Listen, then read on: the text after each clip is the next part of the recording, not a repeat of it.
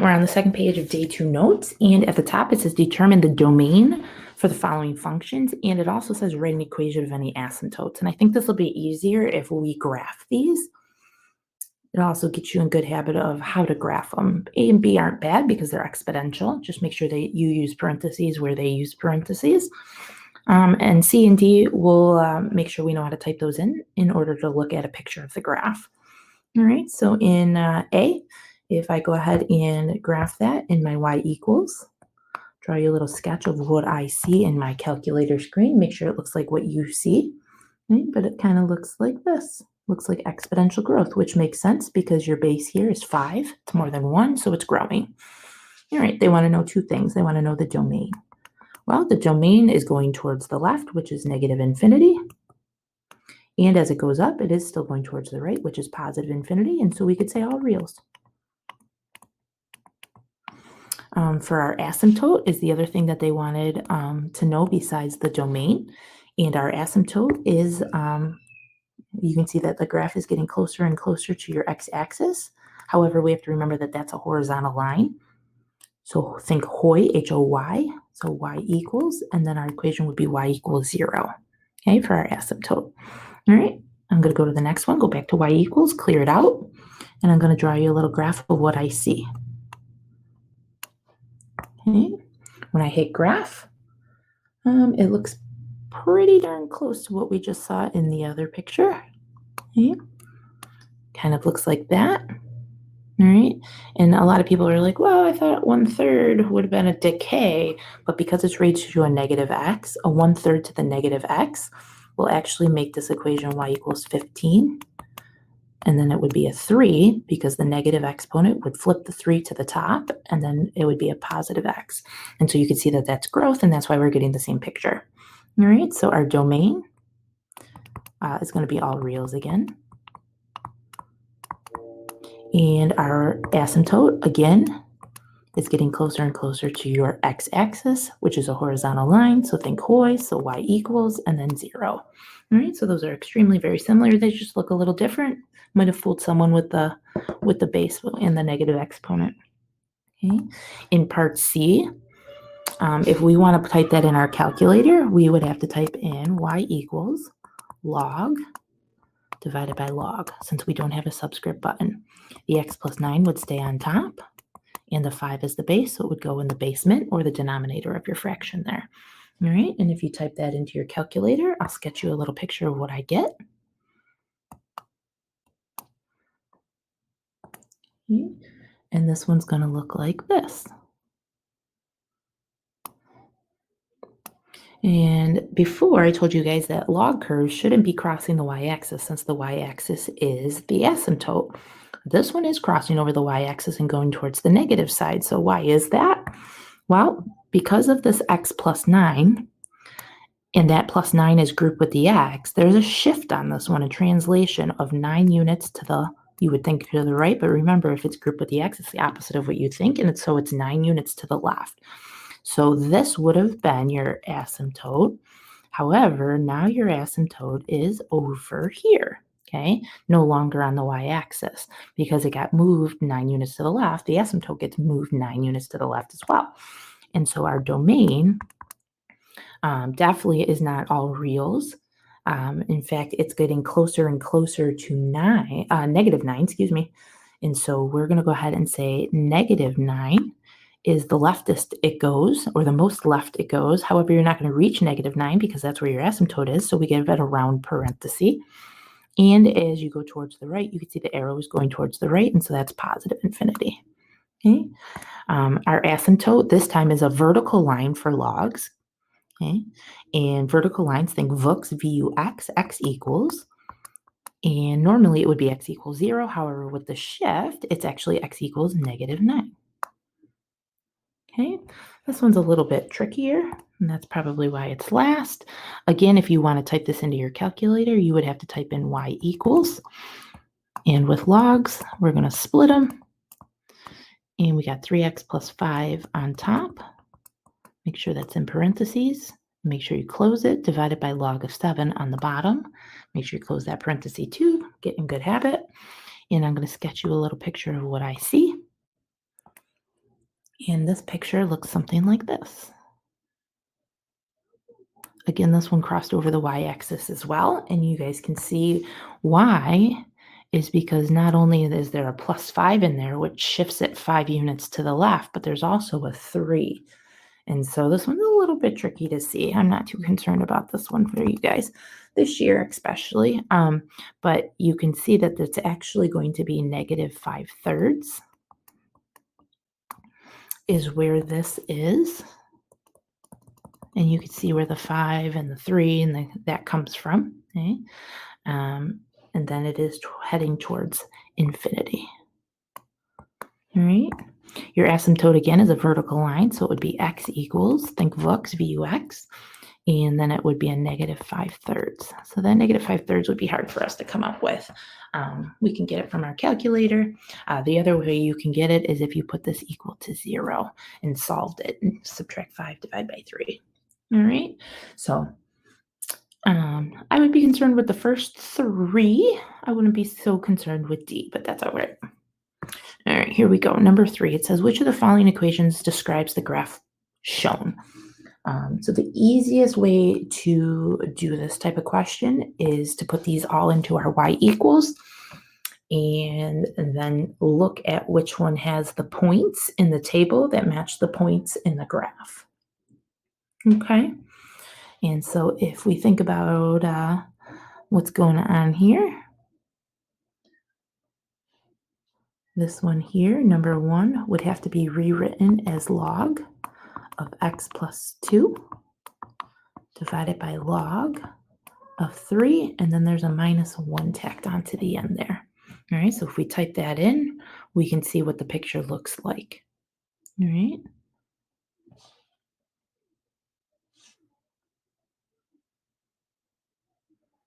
And I think you can see that once you look at the picture, the points don't match on it, so we'll get rid of choice 1. Okay. In choice 2, we would type that in, for my y equals there, as log of x minus 3 divided by log of 2, and then there's a +1 at the end there. All right, so make sure you close your parentheses when you're typing that in. And when you look at your picture, I think you're going to realize that that is not our graph either. In fact, that would be a shift of 3 units to the right, and we can see that our log curve crossed over the y-axis, which means it got pushed to the left. So I don't think it's choice 2. All right, looking at choice 3, we would rewrite this as log of x plus 3 divided by log of 2, and then there's a -1 tacked on. Okay, if we look at our table, okay, you're going to see some points that line up with all the points on our graph, especially the point 5, 2 is on our graph here. And it's also in our table. You can check the other points, but I'm pretty sure we're going to hang on to this one. Okay, if I look at my last choice, this would be y equals log of x plus 3 on top, log of 3 on the bottom, and then the -1. That's how we would rewrite it to type it in. And looking at our table for this one, we have a point that's very close, 5, 0.89-ish. However, that's not 5, 2, where this point is definitely on our graph. And so we're going to go ahead and get rid of choice 4 and go back and keep choice 3. Okay.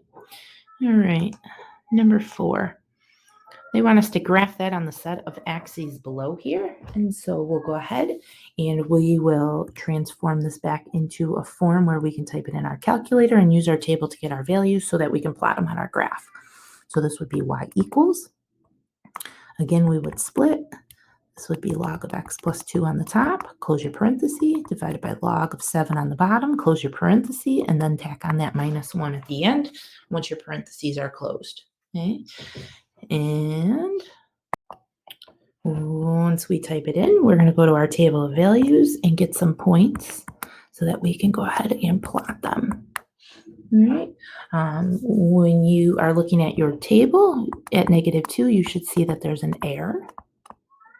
Okay. At -1 should be paired with -1. 0 is paired with an ugly decimal of -0.64, ... and 5 is paired with 0.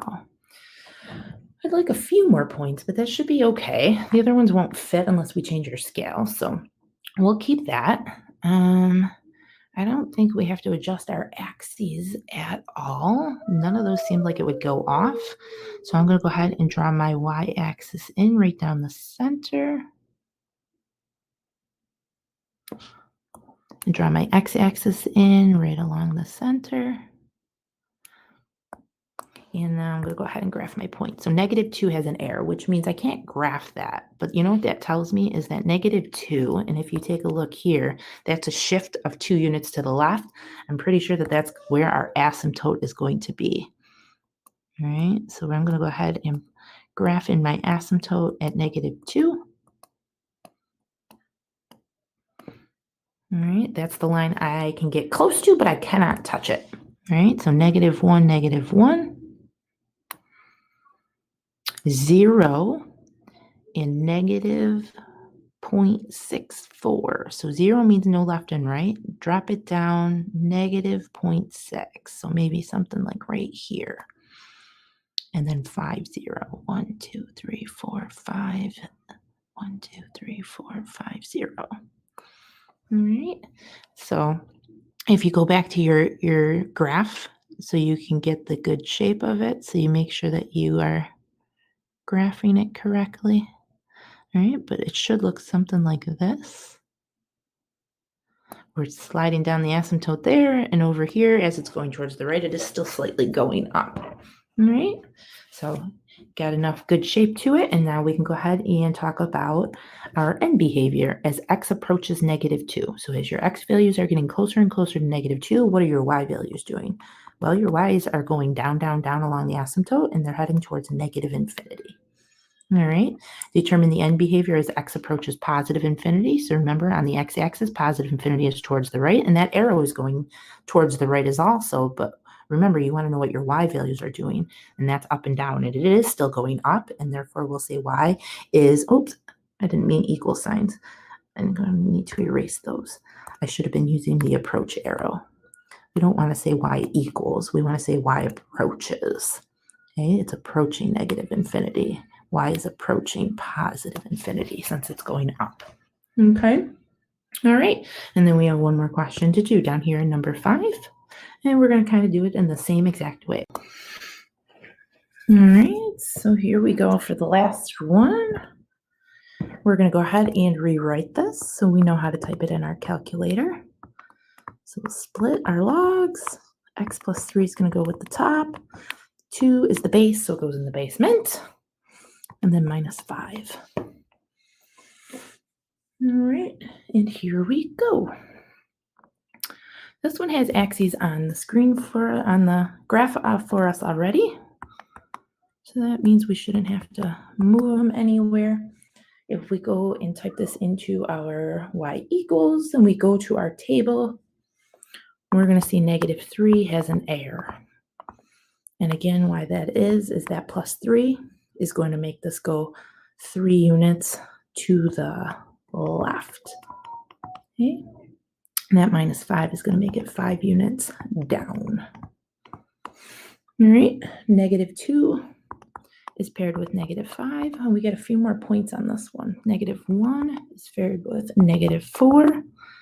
0 is paired with -3.415, which I probably wouldn't include, but because it's a 0, that makes it on the y-axis, so a y-intercept. So we should include it.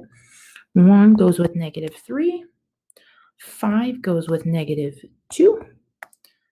I'm pretty sure we can't include 13, -1, and 29, 0. So we'll leave those two out. And so here we go. So -3 has that error at it. So we're not going to graph anything at -3. However, that is where our asymptote is going to be located. So we'll go ahead and graph in our asymptote.